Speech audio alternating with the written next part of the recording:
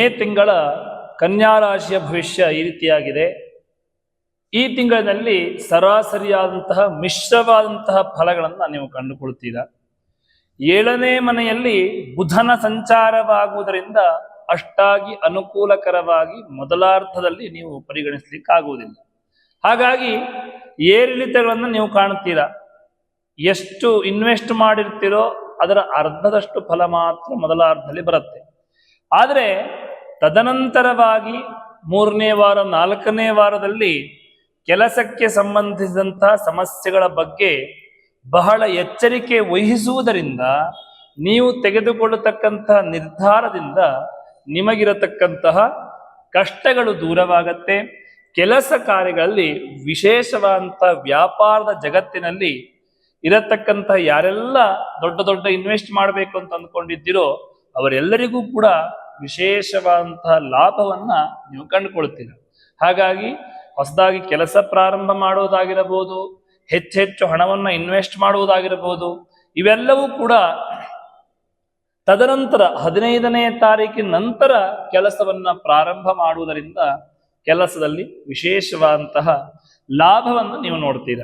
ಶೈಕ್ಷಣಿಕ ದೃಷ್ಟಿಕೋನದಿಂದ ನೋಡಬೇಕು ಅಂತ ಹೇಳಾದ್ರೆ ಮೇ ತಿಂಗಳು ಸಾಮಾನ್ಯವಾಗಿ ಸರಾಸರಿ ಫಲಿತಾಂಶಗಳನ್ನು ನೀವು ಕಂಡುಕೊಳ್ತೀರಾ. ಕೇವಲ ಒಂದಷ್ಟು ಸವಾಲುಗಳನ್ನು ನೀವು ಪ್ರಸ್ತುತಪಡಿಸಬಹುದು. ನಿಮಗೆ ಹೊಸದಾದಂಥ ಒಂದಷ್ಟು ವಿದ್ಯಾಭ್ಯಾಸದಲ್ಲಿ ಸವಾಲುಗಳು ನಿಮಗೆ ಎದುರಾಗತ್ತೆ.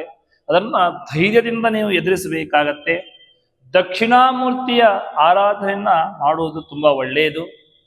ಅದರನ್ನು ಹೊರತುಪಡಿಸಿದ್ರೆ ಯಾವುದೇ ರೀತಿಯಂತಹ ತೊಂದರೆಗಳು ನಿಮಗೆ ಬಂದರೂ ಅದು ಕ್ಷಣಿಕವಾಗಿ ದೂರವಾಗಿ ಹೋಗುತ್ತೆ ವಿದ್ಯಾರ್ಥಿಗಳಿಗೆ. ಇನ್ನು ಕುಟುಂಬದ ವಿಷಯದಲ್ಲಿ ನೋಡಬೇಕು ಅಂತ ಹೇಳಾದ್ರೆ ಹೆಚ್ಚುವರಿಯಾಗಿ ತಿಂಗಳುಗಳಲ್ಲಿ ಶುಕ್ರನ ಮೇಲೆ ಶನಿಯ ಪ್ರಭಾವದಿಂದಾಗಿ ಸಂಬಂಧಗಳಲ್ಲಿ ಶುಷ್ಕತೆ ಮತ್ತು ಪ್ರತ್ಯೇಕತೆಯನ್ನು ಅನುಭವಿಸಬಹುದು. ಅಂದ್ರೆ ಕುಟುಂಬದಿಂದ ನೀವೇ ಸಣ್ಣ ಪುಟ್ಟ ಕಿರಿಕಿರಿಯಾಗಿ ಅದೇ ದೊಡ್ಡದಾಗಿ ಬೆಳೆದು ನಿಮಗೆ ಕುಟುಂಬದಿಂದ ನೀವು ಬೇರೆ ಆಗತಕ್ಕಂಥ ಸಾಧ್ಯತೆಗಳು ಇರತಕ್ಕಂಥ ಸಾಧ್ಯತೆ ಇದೆ. ಹಾಗಾಗಿ ಸ್ವಲ್ಪ ಮಾತಿನ ಮೇಲೆ ಹಿಡಿತಾ ಇರಬೇಕು. ಯಾವುದೇ ಕಾರಣಕ್ಕೂ ಕೂಡ ಮಾತಿಗೆ ಮಾತು ಬೆಳೆಸೋದು ಅಥವಾ ಹಿರಿಯರಿಗೆ ಯಾವುದೋ ಒಂದು ಸಣ್ಣ ವಿಷಯಕ್ಕೆ ಅವ್ರ ಮೇಲೆ ರೇಗ್ಲಿಕ್ಕೆ ಹೋಗೋದು ಇವೆಲ್ಲವನ್ನು ಕೂಡ ಮಾಡಬಾರ್ದು ಈ ತಿಂಗಳಲ್ಲಿ.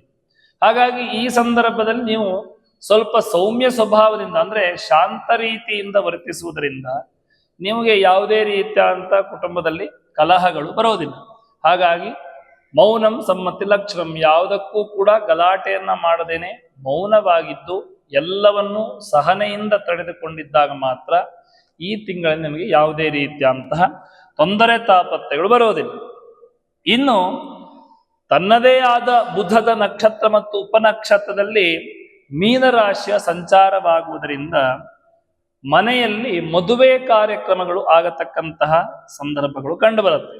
ಹಾಗಾಗಿ ತಿಂಗಳ ಮೊದಲಾರ್ಧದಲ್ಲಿ ಅಲ್ಲದೇನೆ 2ನೇ ಅಂದ್ರೆ 15ನೇ ತಾರೀಕಿನ ನಂತರ ಶುಭ ಕಾರ್ಯಗಳನ್ನು ನಡೆತಕ್ಕಂತಹ ಎಲ್ಲ ಯೋಗ ಭಾಗ್ಯಗಳು ಕೂಡ ಕಂಡು ಬರುತ್ತೆ.